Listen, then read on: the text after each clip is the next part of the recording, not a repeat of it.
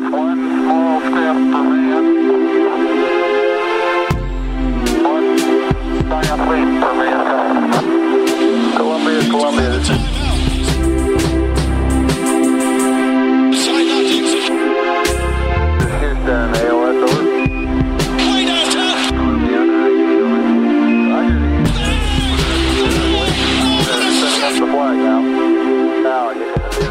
Alrighty, welcome everybody to the TKW Podcast.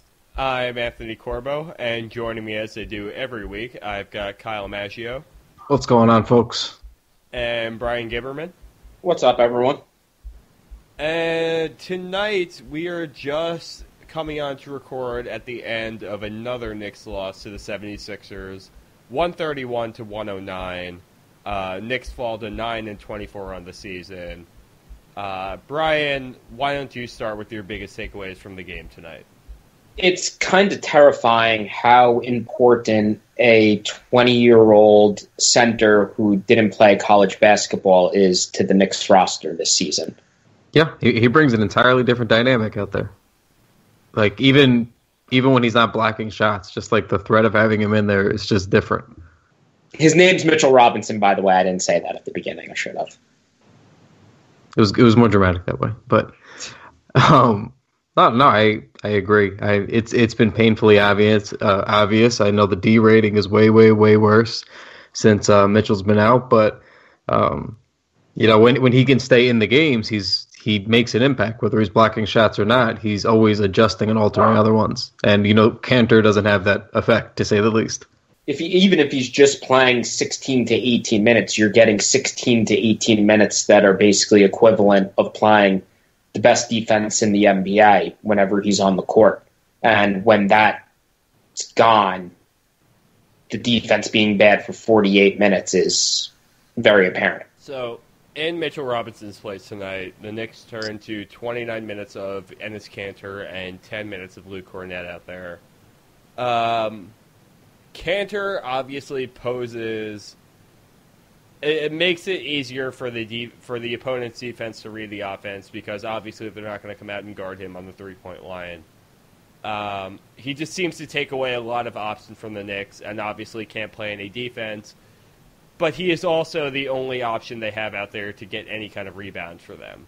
How do you think the Knicks reconcile Kanter's defensive woes with him being able to put up consistent points on putbacks and, just around the rim plays and him being able to, get rebounds for them and cause second chance plays? Like, do you think the Knicks are taking a lot of value in that right now, or do you think that they're just sorely missing Mitchell Robinson out there?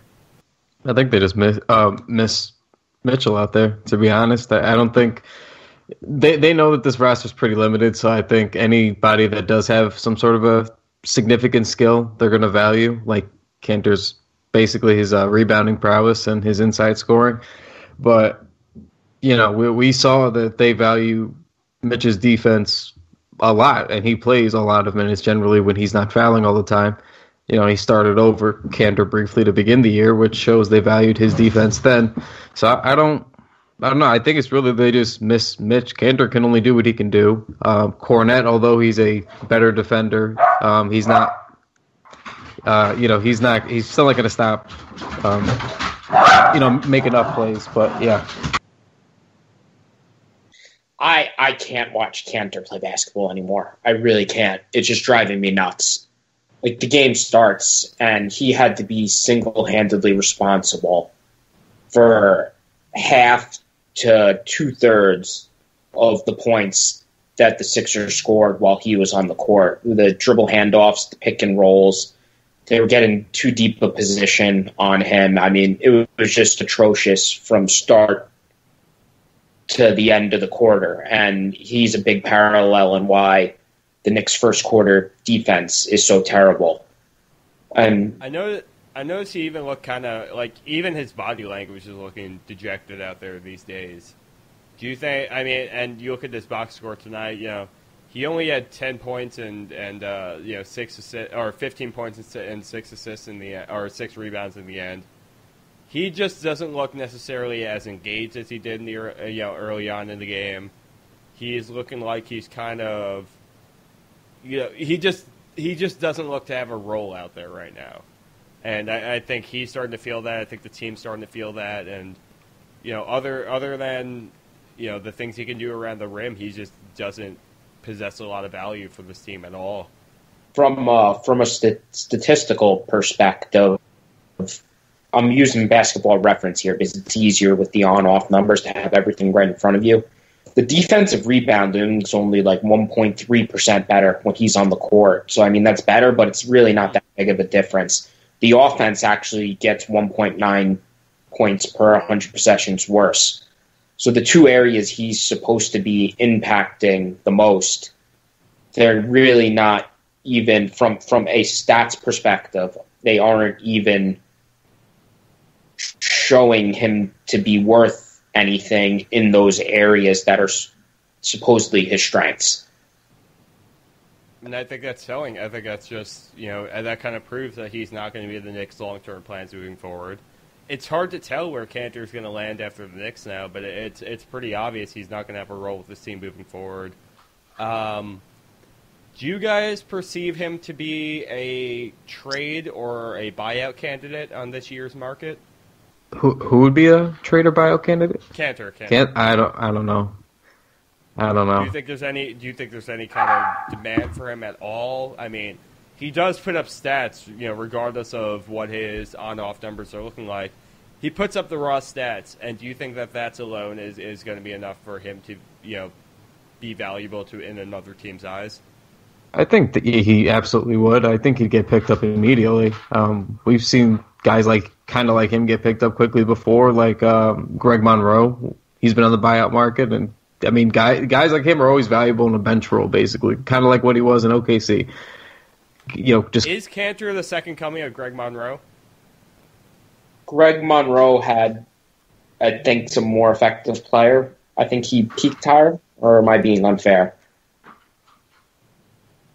I don't know if you're being unfair. I see a lot of similarities in where the two of them fit on the court.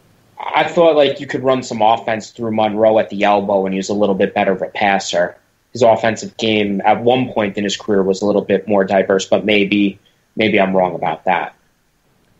So let's talk about. I guess we have two players we can talk about here because they both played the most amount of minutes for the Knicks tonight. Kevin Knox and Noah Vonleh both played 36 minutes. Both had some pretty telling results on the court tonight. Why don't we start with Kevin Knox? He scored 21 points. He had 6 rebounds. He was a minus 15, but he still was 8 for 17 tonight. Shot 50% on his three-pointers. Kevin Knox looks pretty confident. He looks pretty willing to take his shots. He's looking pretty good out there the last couple of games. Kyle, what do you think has been the biggest switch in Knox moving forward the last, maybe 5 games, let's say? He's just been aggressive.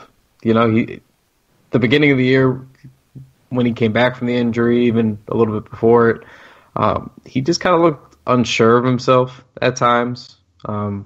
He wouldn't really step into a jump shot as much. He wouldn't really do it with as much emphasis. He just kind of shoot shots. He looked kind of flat.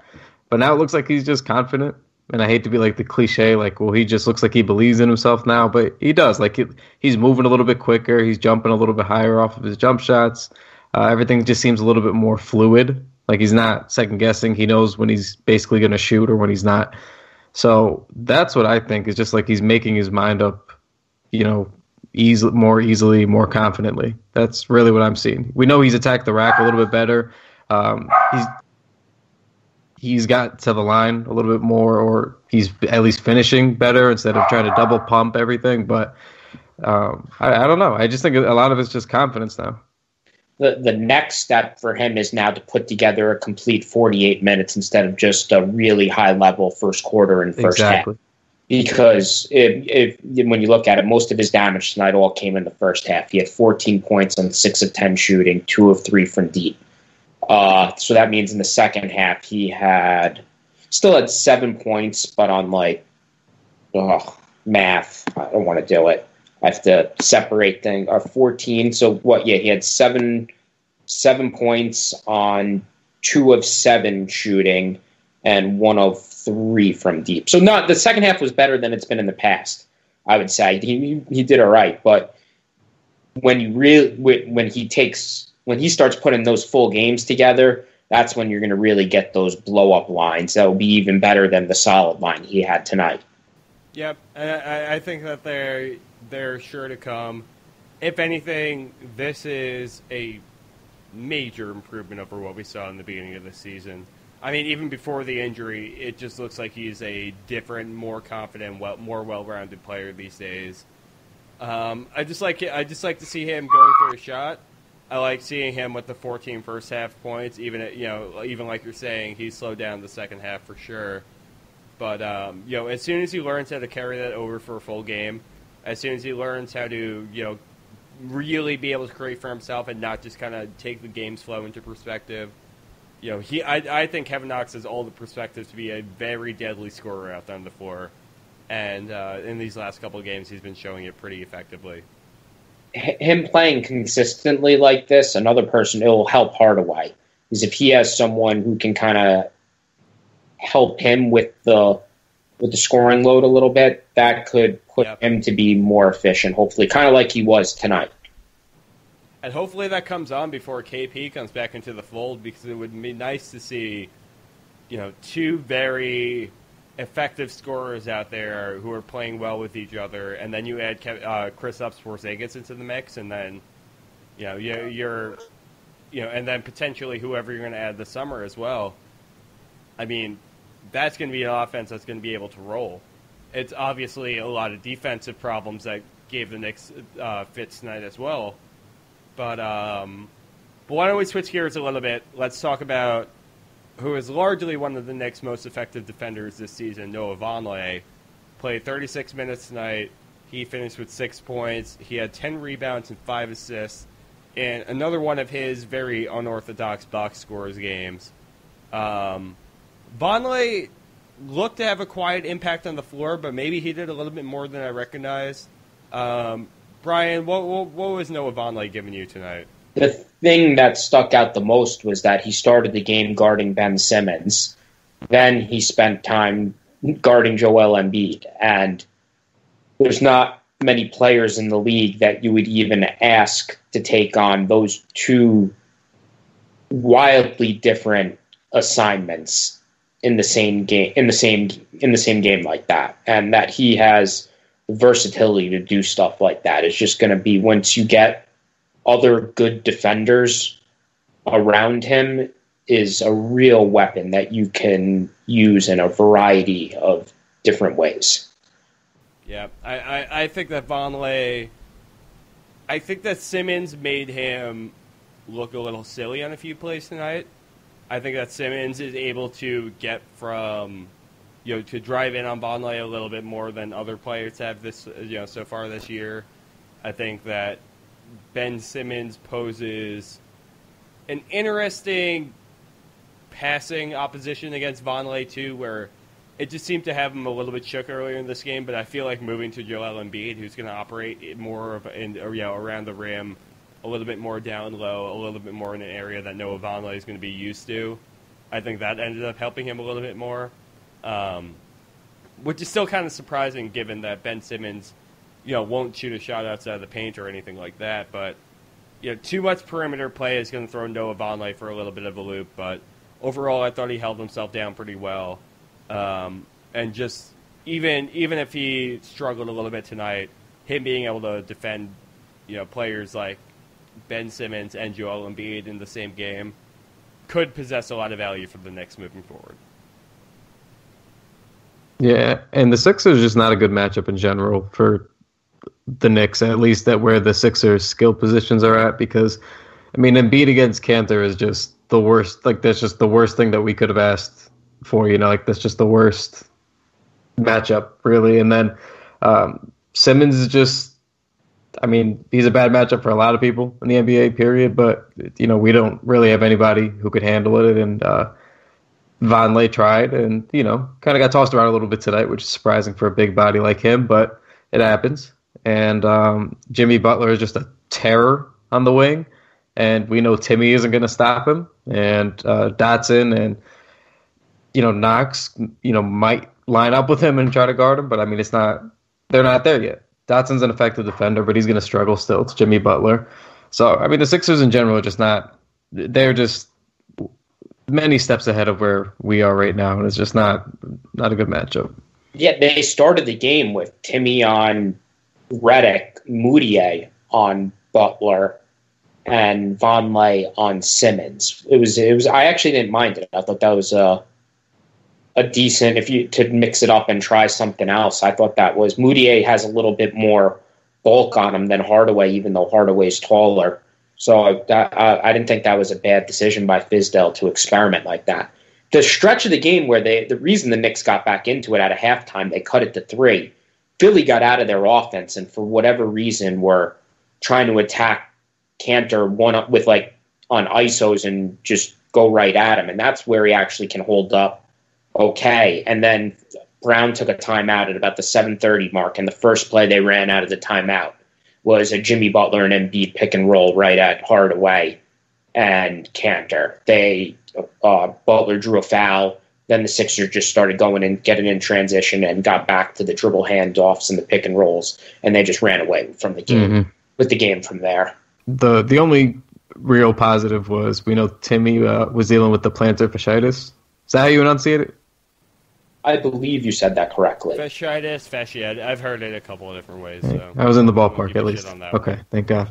But yeah, I mean, we knew Timmy was struggling before his heel injury, and he was dealing with that tonight, and he played pretty well offensively. 27 points with 3 rebounds, 5 assists, 2 steals. He's 7 of 16 shooting from the field, but 7 of those were threes, where he had 3 of 7, and he got to the line 10 times tonight, and he was perfect there, 10 for 10. So, I mean, offensively, I love what I saw. Injury or not, just kind of getting off the schneid there, kind of breaking that slump was nice to see. He was more efficient for most of the game. I think he missed a couple at the end, but it was a really nice game, first game back for him, and nice to see him kind of get off that slump. Yeah, I didn't hate what I saw from Tim Hardaway at all. Like you said, the 10 free throws was really nice tonight. Yeah, I thought that his mid-range game looked pretty good tonight. It was nice to see him getting going a little bit with a couple of assists. Yeah, just a welcome game back. It felt like it opened up the rest of the Knicks a little bit more to score a little bit more freely and just kind of play off the ball a little bit more, not necessarily worry about scoring.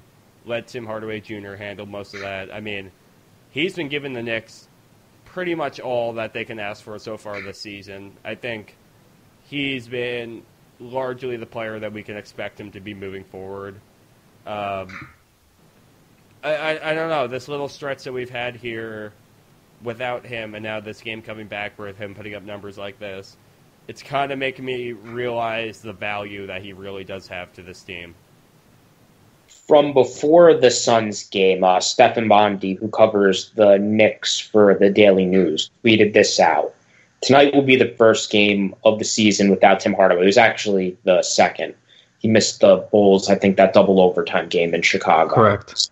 It will be interesting to see, and now back to the tweet. It will be interesting to see how the Knicks play. Could open up ball movement. Now, I want to read some of the tweets that came in response, and these were directly after. No kidding, LOL. We might play team ball. Less sulking, too. Holy shit, who's going to replace all those bricks? We got more. You mean THJ won't be chucking up shots with 20 seconds left on the clock? Tim needs to be traded. He is inconsistent and shoots at a high volume instead of efficiency. It's unfortunate Dotson or Trier are not available, but I think tonight will prove THJ has to be traded. What do you think Tim Hardaway really means to these people? Why do you think these people hold THJ in such poor standard? People don't know how to correctly analyze basketball and the context of what's happening within the game. They don't realize how hard it is to be a number one option on an NBA team, and because Hardaway isn't good enough to be winning as the best player on a team, they think that means he's not good, when it's really a player who's playing in a role he's not meant to be in, and some of those things that they think are going wrong wouldn't be going as poorly if he was playing as the third, fourth, or fifth option on a good team. Yeah, and my issues with him come from sort of how we are getting conditioned to talk about and analyze basketball now, whereas if you are not efficient, you are simply bad. There's no, well, he's okay. Oh, he's a good player, could be better. It's just, you got to be efficient or you're a bad offensive player. And then it's the same, the other side of it. Even if you are efficient offensively, if you don't play good defense, you're bad. There's, two sides of the court, whatever. And I get, he could be better at things.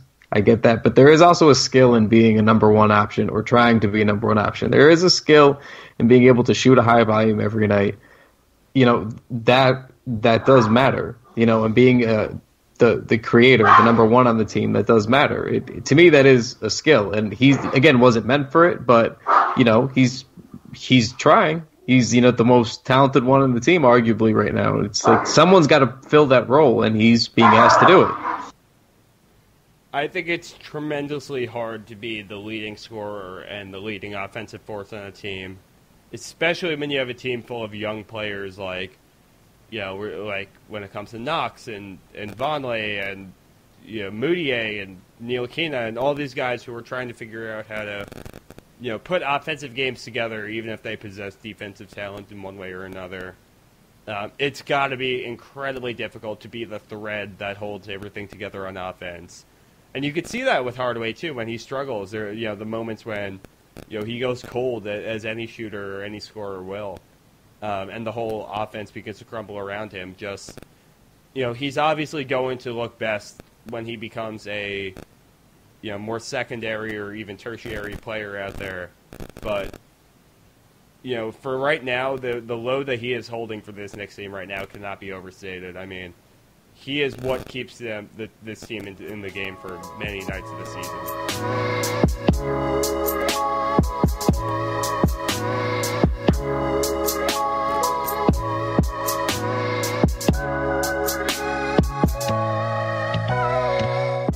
Let's turn gears a little bit now, because we've talked about a couple of guys now tonight.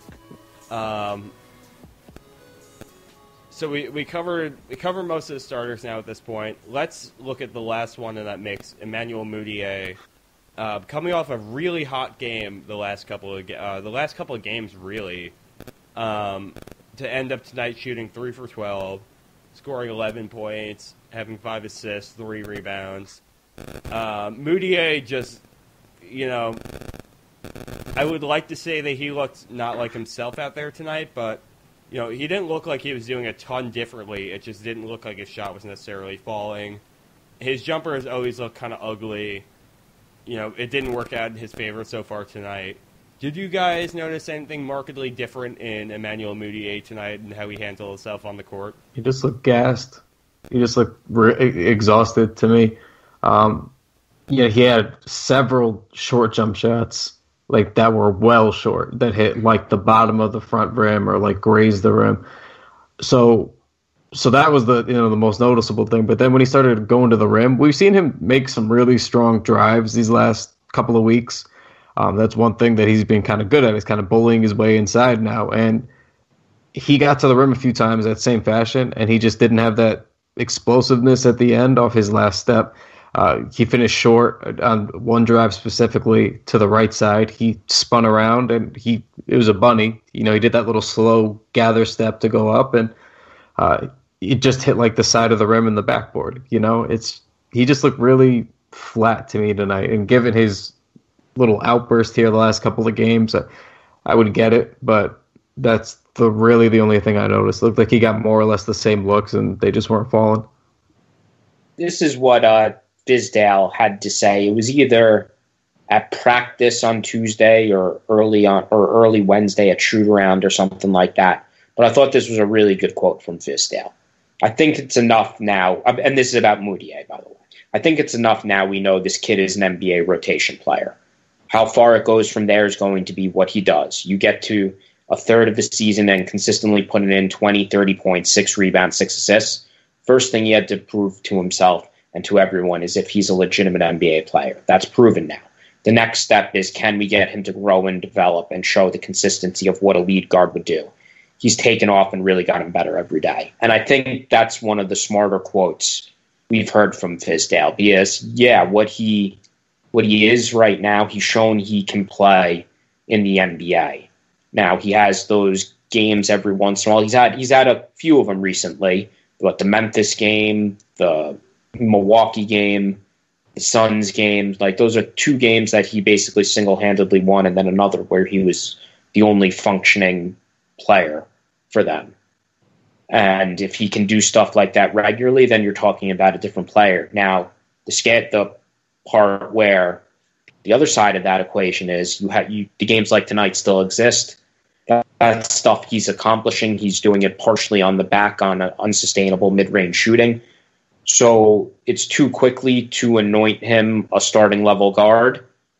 And Fizdale's right to not overreact to what we've seen the past 2-3 weeks and kind of see how it plays out.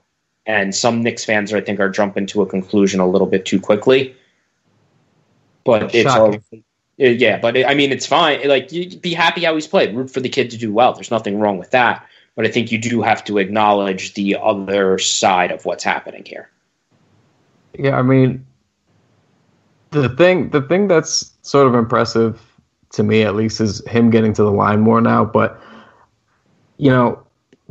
as far as people getting ahead of themselves real quick, we were talking today from the Knicks Wall account, and people are really, I mean, he's the new hot thing, but you're doing that thing where we get sold on somebody immediately now.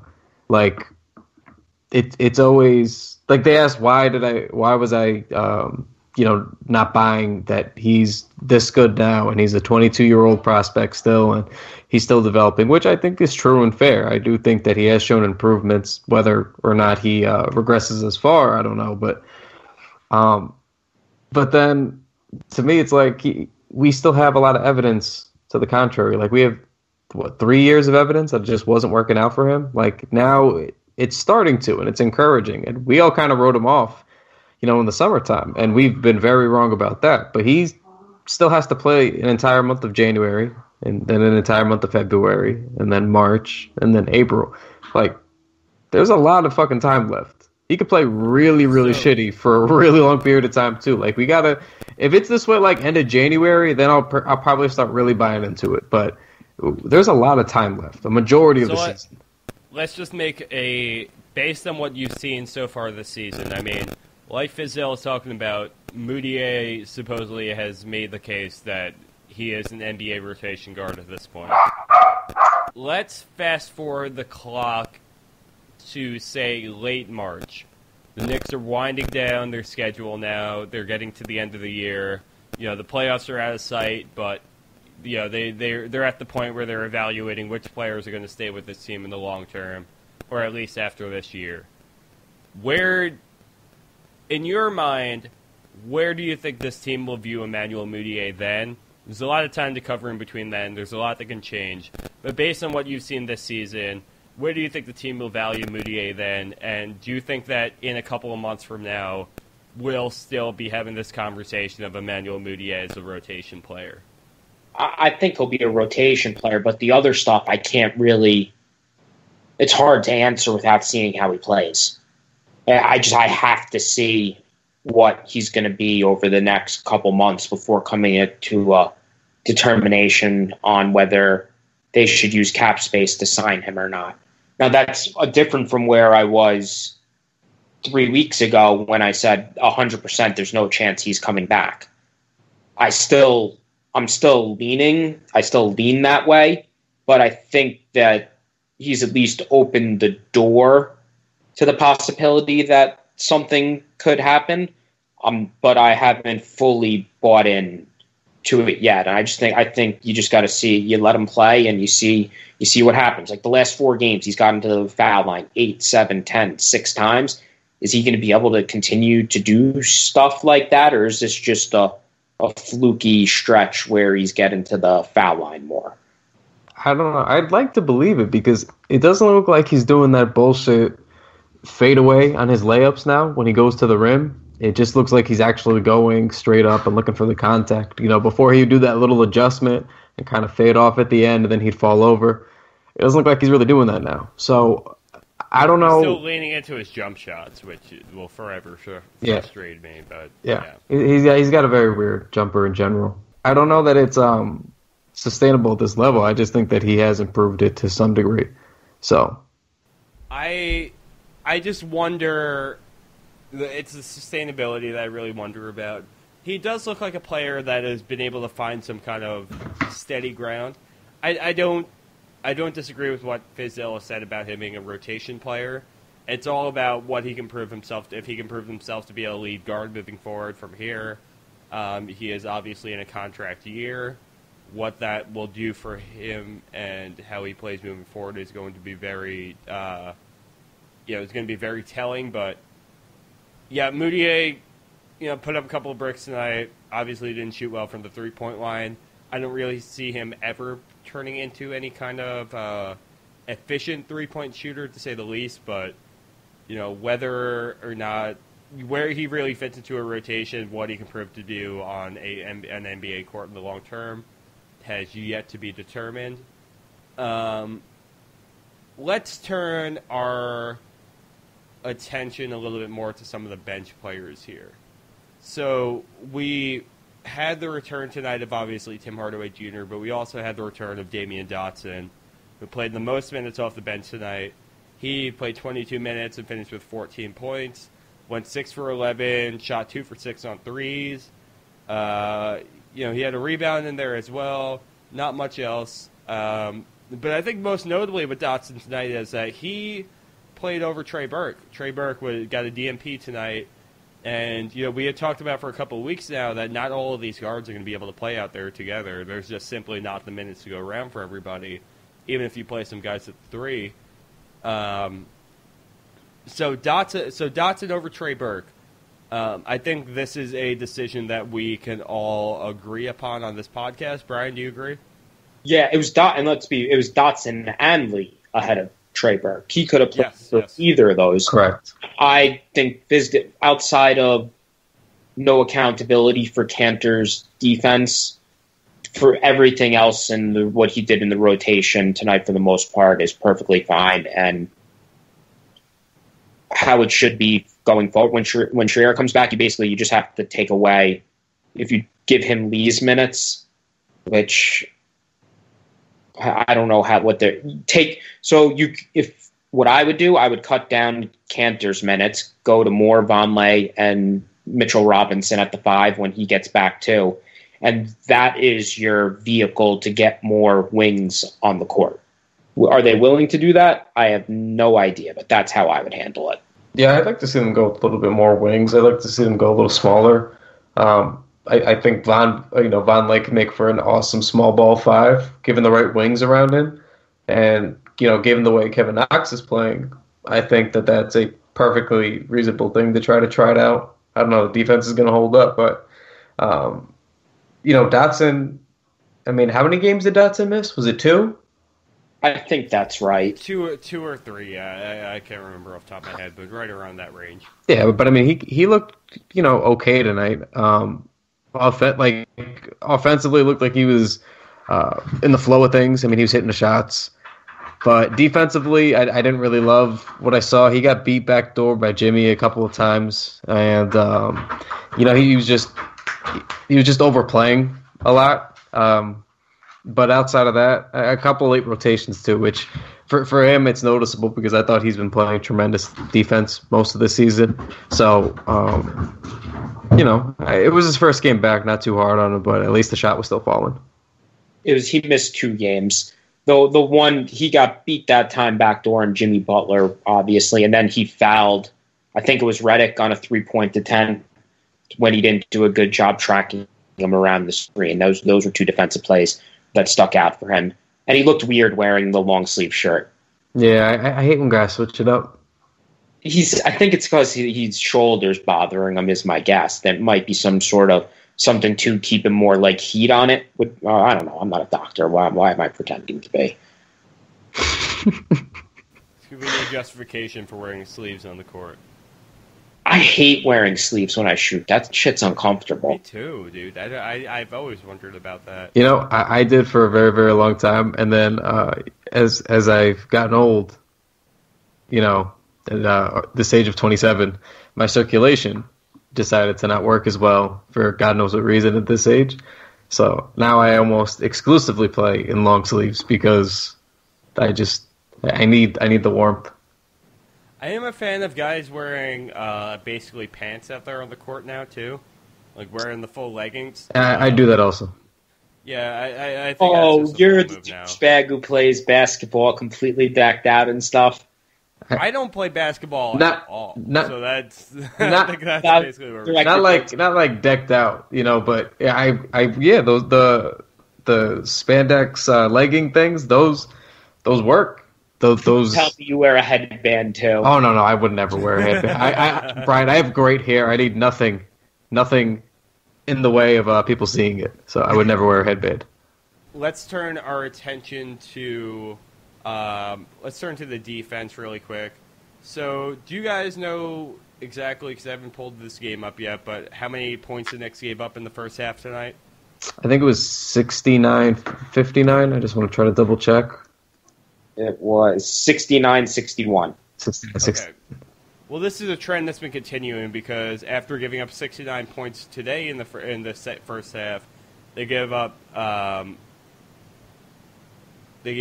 66 against Phoenix in their last game. They gave up 56 a game before that, 72 before that. You know, they've 65 before that. They've been all over the place with, you know, how many points they give up in the first half. It's caused a lot of teams to be able to kind of, you know, either put the throttle on them in the second half and completely blow them away, or, you know, at least be able to stay a foot ahead of the Knicks in the last couple of games. There's been a lot of 130-point defeats, 120-point defeats in the last few games. This defense just does not look sound out there, and there's a lot of reasons why. But Kyle, what do you think is the biggest improvement the Knicks could make in their defense to kind of shore things up in the short term, at least? I do want to start by saying I don't think that the defense was as bad the last couple of games, given how shorthanded they were. I mean, the one game they had, you know, 4 guys out. The game Timmy went down in. You know, they had Dotson, Timmy, Trier, and Mitchell all out against the Suns. So I mean, it's not that those guys are good defenders, but I mean that does affect the flow of the game. And I mean, Dotson. They're missing 2 of their 4 best defenders for that game. Yeah. The 4 best defenders are Frank, Mitchell Robinson, Dotson, and who am I missing? Who's the other one? Trier. No. The Frank, Mitchell Robinson, Vonleh, and Dotson are their 4 best defenders, and 2 of those guys were out against the Suns. I meant mostly in the sense of like young guys still struggle, but yeah, I mean, I think that not having those guys, and we talked earlier about how Mitch can affect games whether he's blocking shots or not, given he's not fouling. I mean, that stinks. That's going to affect your, you know, rotation big time. And Dotson was playing really well again when he got his minutes back before he went down with the injury. So, and he's playing well on both sides of the ball in pretty big minutes. So, I mean, not having those guys that suddenly were big parts of your rotation again when you were playing a little bit better, I mean, that's never going to be what you want. As far as what they could do to improve, I mean, it's pretty much just play who we were just talking about a little bit more. I don't know if that means playing Frank in a wing spot more, but I just think you got to make sure him and Dotson are getting ample time at the 2 and 3 too, because I mean they need the defending out there.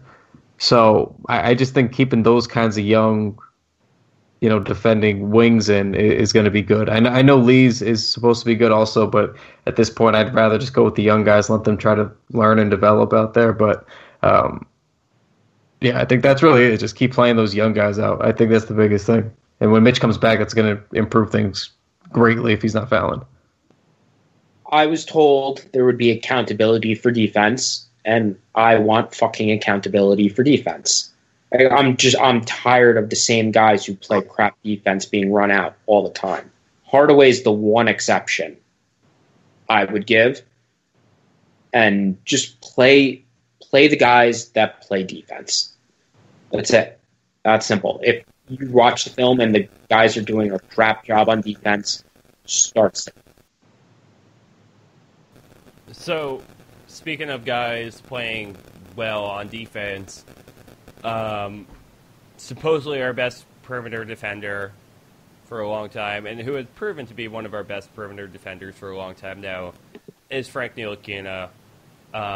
He was absent on the offensive end tonight after putting together a pretty, polarizing stretch over the last few games. He went for 3 points tonight, 1 for 7, 2 rebounds, 2 assists. Nothing really more going on with his game. I didn't really notice too much from him on the offensive end or on the defensive end, and in the last couple of games, I've kind of noticed his defense waning a little bit, even as his offense has started to come around a little bit. What's going on with Frank Ntilikina? He played 60 minutes tonight. He should obviously keep getting minutes right now, but he's still putting up a good amount of shots. 7 shots is impressive from him tonight. He's pulling up on a lot of shots at least. Are you guys good with him still shooting, even if he doesn't make his shots, and you just basically want to see what comes from him from here? This is kind of why I didn't want to get ahead of ourselves. Like a lot of people who drink the Kool-Aid, the culture Kool-Aid, when they're like, Fizdale the genius. He sat him for a couple of games. That got him right. He's going to fix Frank. And as much as I'd want to believe that, and I want that to be the case, Frank does this. He'll give you 2 or 3 good games. He'll lure you in. You get enticed by what he should and could be, and then he just disappears. And it's difficult when he just starts missing all of his shots again. And I don't know what the solution is, but it's just he has these just weird peaks and valleys. So I still believe in Frank. It's going to take a lot for me to not believe in Frank, but it's really starting to concern me now. I mean, I know he hasn't had a clearly defined role this season, but it is concerning. I just want to make that a point because we butter him up sometimes on this podcast and on Twitter, and I love him dearly and believe in him, but it's tough to watch sometimes. He has to make shots. Period. It's very very simple. I don't like the floor game he played tonight was perfectly fine, but as a part of that, at some point he has to make shots, and that he's 20 years old. So I don't think you give up on what his skill set can be yet. But there's going to come a point where if he's 20, however old, and he's still not making shots, that's a problem that's going to be really hard for him to get over. One thing I think that will be helpful for him, I think it was in the Slack, I brought this up already, is him more than anyone, Porzingis means something too. Because one thing Frank does on the court that gets overlooked is he just makes basic reads and throws passes on time. And when you're running pick and pop with KP and he just makes that simple read, it's a wide open 3-pointer for a 30 plus 35% 7-foot big man that can get hot and hit 6 out of 10 on nights. And he'll get Porzingis 5 to 7, 10 plus open looks a night if they just run that play over and over again. And what Porzingis did last year, that will be useful if teams just start switching that.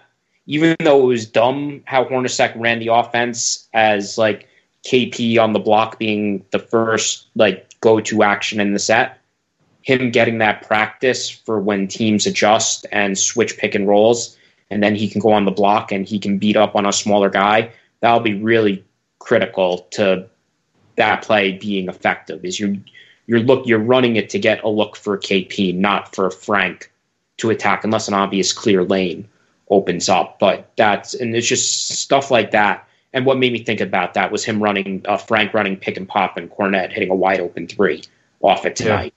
Yeah. And being able to do that with Porzingis will help Frank more than anyone on this roster.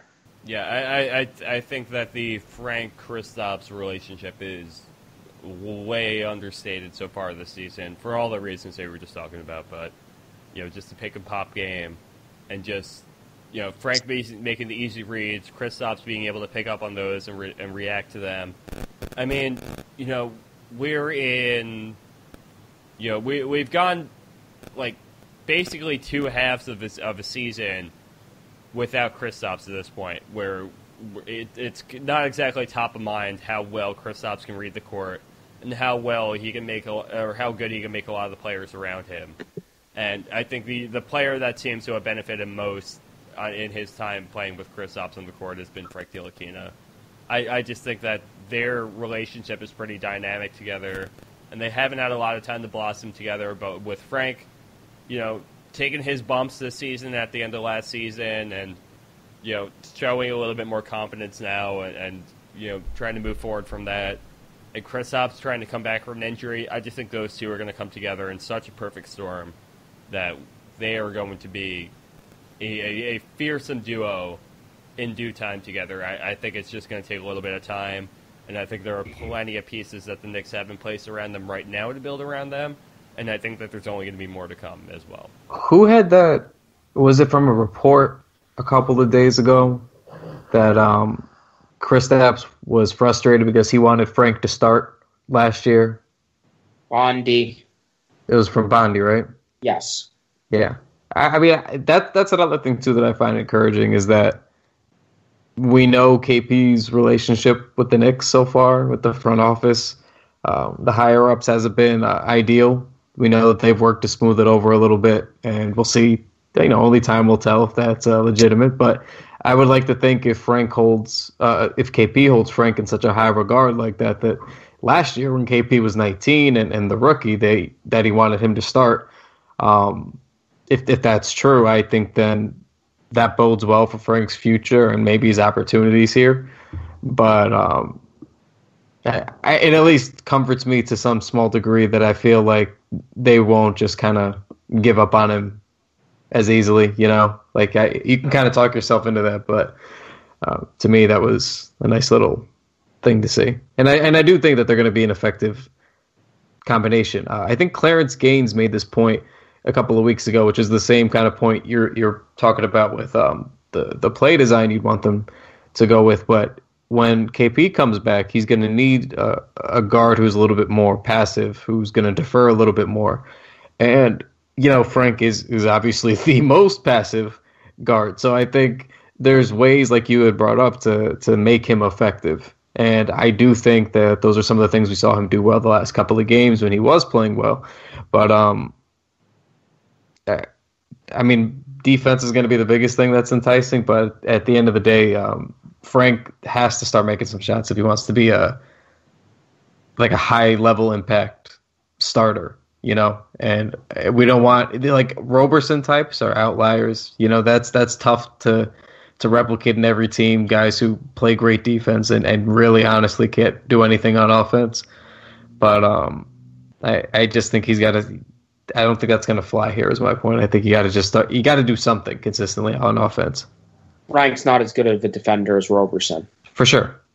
That's why, you got to hit these shots then.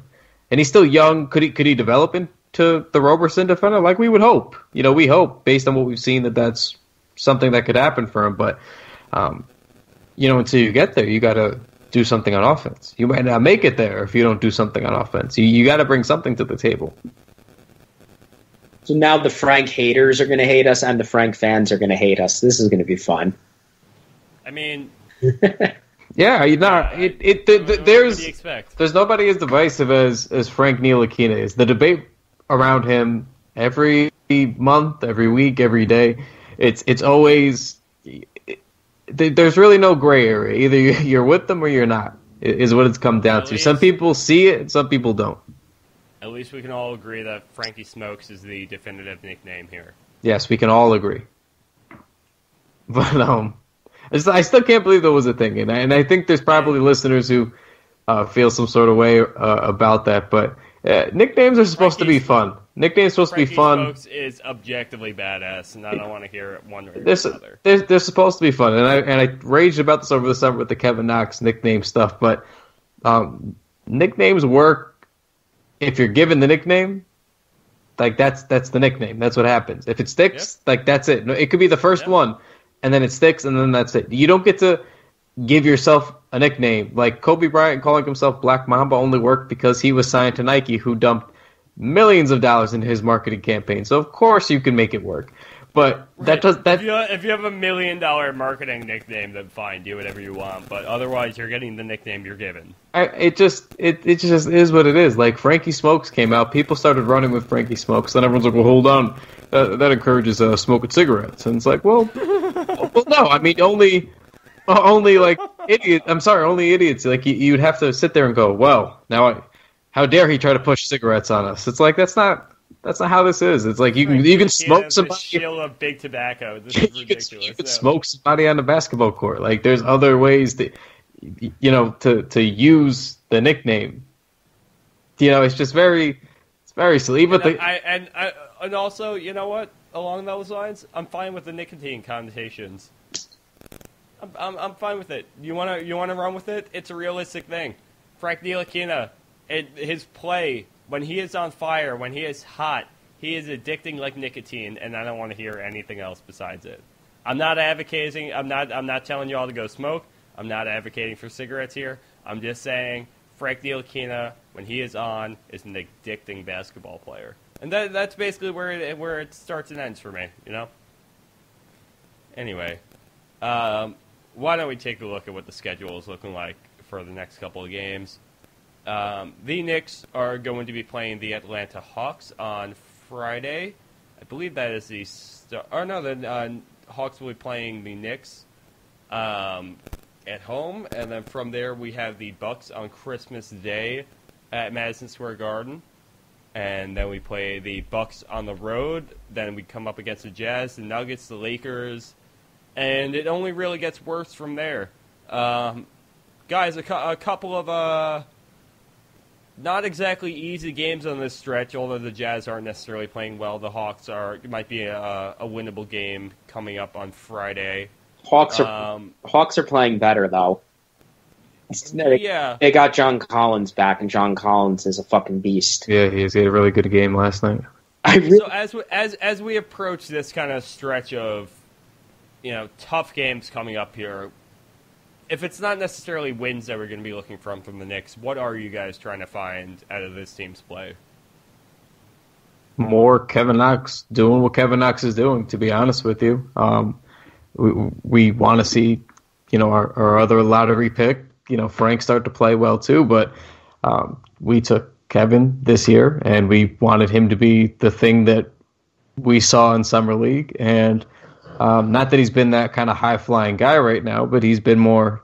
I mean, he tried. He tried to throw 2 vicious dunks down, one against the Suns and one tonight, where he tried to just end. I forgot who the defenders were in both cases, but he tried to end both of them, and he just missed both times. So,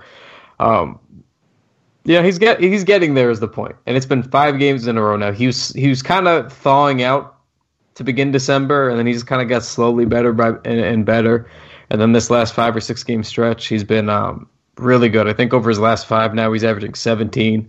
I know his shooting percentages are up pretty high. I think he's shooting like 47-ish%, and he's shooting pretty well from deep. I know he's above league average. So this is what we thought we were going to get. Maybe not this efficient, but like something like this. And especially the outside shooting's encouraging because he has really nice form. And I know Matt for a while was saying that he firmly believed that Kevin Knox was going to develop into a very good 3-point shooter. So I just want to see more Kevin Knox doing well. Like obviously I'm rooting for all the other guys. I hope Trier plays again soon, and same for Mitch. They're both going to get reevaluated again on Friday. But pretty much for me it's just Knox. Like we needed one of these lottery picks to hit big to be successful the next couple of years. Like re-signing KP is fine. Trying to hit on a big free agent is fine, but realistically, you need more homegrown talent to win big and be successful. So if Kevin Knox is the guy we hit on big, and you get a Trier and a Mitchell as a bonus, then that's tremendous. But just going forward, I want to see more Knox rolling. Just make it a consistent thing. This stretch of basketball, I think Knox has played better during this stretch than he did during Summer League. Summer League was just a lot of like sloppy scoring. He's playing with a purpose. He's doing things right now. Yeah, he's playing within structure and doing it well and finding ways to be effective. Like, I'll put it this way with Knox. Going into the draft, I didn't mind the pick. I was perfectly fine with it. Like, when it happened, it wasn't something I complained about, but I would have taken one of the Bridges. And with the way he's played so far this season, I would take that back. I would flip it around. I believe in his long-term upside now more than I do either of the Bridges who are a little bit older. He's shown enough for me that whatever the amount of games that they played this year, that I've moved along in that, and I would rather have Knox than either of the Bridges.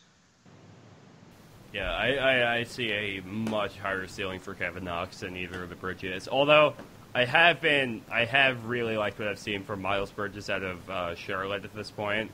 Haven't seen too much from Mikal Bridges, but yeah, I would say based on potential, based on the flashes that we've seen, and obviously we are very up close as Knicks fans here, but I'm overwhelmingly joyed with the pick we did end up making this year in the draft.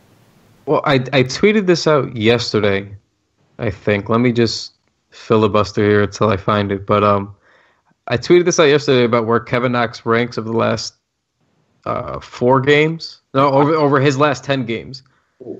And let me see. I didn't tweet a lot the last couple of days, and I think I retweeted that. I might be able to get to it quicker. I got it. I got it here. Okay. So he, over the last 10 games, he ranks 3rd behind Luka Doncic and Colin Sexton in points per game.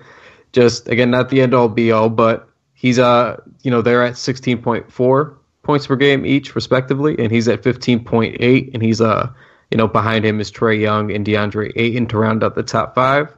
And then for rebounds, he's 3rd again. And, he's behind Ayton and Doncic there, but he's, 6.2 the last 10 games. So, 16 points just about and 6 rebounds over your last 10 is very good production for a rookie, period. Like that, if he finished averaging like 15, 60, and 5 or 6 rebounds, I think that would be a tremendous rookie year just off 2 simple counting stats. But I forgot his shooting percentages have also been better the last 10 games. I think he's been shooting better than Doncic and Sexton, Young. So, I mean, that's the other thing that's encouraging too, because we were worried about some of the inefficiencies to begin the season.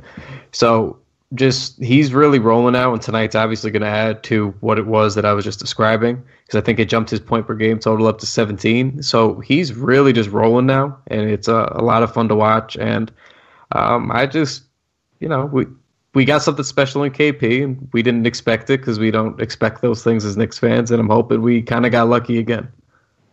This rookie class is so stupid.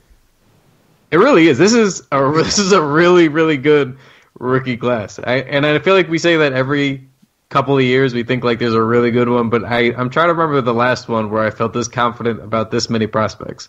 No, and people are like crapping on Aiden, and he's averaging like 16 and 11. And the Suns beat the Celtics tonight and have won 4 in a row, and they're starting to play really good basketball. Yeah. Now Booker's health. Mikal Bridges' advanced numbers are probably the best out of any player in this class, like his real plus minus or whatever. I'm pretty sure it's the highest. Like he's like a legitimately, and his on-off numbers were nutty good too. And he's like Landry, the dude on the 76ers, Shamet from tonight was he's a baller, man. And he's playing well. It's that guy's what did he have, 17 tonight? God, he's a fucking he was baller. knocking it down tonight, yeah. Jaren Jackson had a game where he dropped like 36. Big bad. He's playing well. Like everyone in this class. Everybody's playing well. Did you mention the Clippers rookie? Shai. I don't want to butcher his last name. Gilgeous Alexander. Thank you. He's been like everybody's been good. It's incredible. Even Trae Young's shooting percentages are down, and he's still doing enough just scoring wise and passing wise right now to make an impact. It's just really fun. It's wild to me that Trae Young has been the inefficient shooter of this rookie class so far.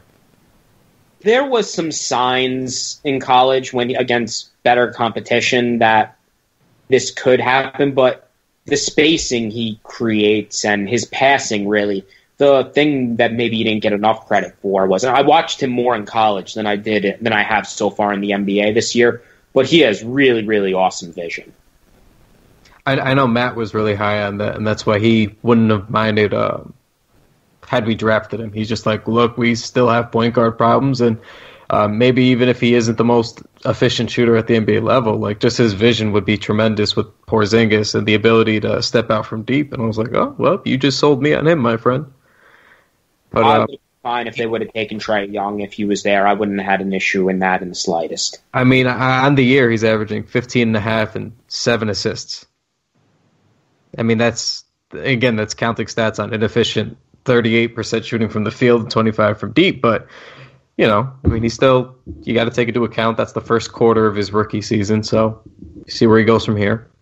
And what John Collins is doing, I'm guessing we're going to see this on Friday. A lot of that is working. We missed him the first game of the season. Both of them, I thought. No, Trae played. No. I thought you were talking about Collins. Trae played in both, I believe. Yeah, no. I say that. Yeah, Collins we missed. If they play Collins at center when Kanter's in, that is going to be hilarious. I kind of want to watch that for my own entertainment value. I mean, I thought he was playing better this year, but I didn't even realize his numbers. So he's averaging 18.5 a night, points per game, 9.5 rebounds, couple assists, and he's shooting 58% from the field. Is he taking any threes? Yep, but 24%. I'm looking forward to seeing that team now with him playing. And then Prince is out. But their other rookie, another Hoyter. Hey, I saw his numbers earlier.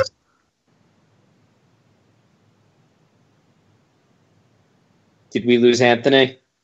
No, I'm here. I lost you guys for a second. Okay. There was a strange noise. I wasn't sure who we lost. Yeah, no, I heard it. All right. Kyle, why don't you drop some plugs in here, and we'll get out of here for tonight before any strange noises come back around. All right. So, as always, just with this podcast, make sure you're subscribed if you haven't already. Make sure you leave us a review and rate this 5 stars because that helps us keep doing this. And again, we keep seeing them go up, and you guys are actually listening, so we appreciate that. It means a lot to us. Make sure you're following us on Twitter at the Knicks Wall. Same thing on Instagram. Same thing on Facebook. Make sure you're following or like us on those. Subscribe to our Twitch channel, twitch.tv/the Knicks Wall for our 2K pregame shows that we're going to try to keep doing. And for all of you that bought merchandise for the holidays and, just before then, just thank you for the support. We had a lot of shirts go out and merchandise go out, and just want to thank everybody for buying those. And as always, if you want to see something, as sometimes you guys do, if you guys have design ideas or likes to see something printed, just always tweet us. We're always looking forward to interacting with you guys and hearing those ideas. So let us know. But outside of that, that's pretty much it. Talk to you guys on Sunday. What do you guys got?